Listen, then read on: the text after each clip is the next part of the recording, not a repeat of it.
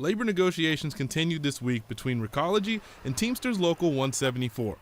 The two are negotiating over the status of 5 or 6 data specialists who work for the company. And they are negotiating for their first contract. Jamie Fleming is from Teamsters Local 174.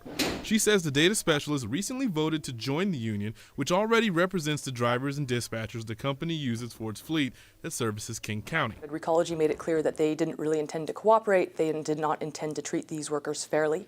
And so they've taken a strike authorization vote and are ready to go out on strike at any time. That could start a domino effect. If these 6 individuals go on strike and they set up a picket line, then all our other members at Recology have the right in their contract to refuse to cross a picket line, which means if they report to work in the morning and there's a strike going on, they can turn around and go home. That domino effect could look like this.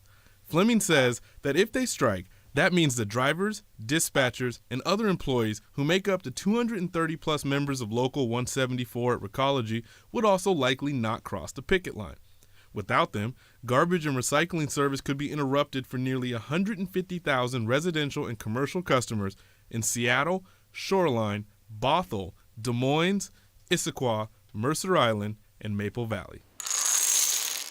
Quinn Apuzzo from Recology says, however, they do have contingency plans in place. Our number one priority is serving our customers. She said that they had their first meeting on Tuesday where they were given their first look at the proposal. Before hearing our counter proposal, they took a vote to strike, which caught us a little bit off guard. We've since met with them, provided a follow-up proposal. Again, we have another meeting with them scheduled. Apuzzo said they are planning to meet with the Teamsters again on Friday, and both sides say a strike is not what they want. Really, the next step is our meeting with the Teamsters.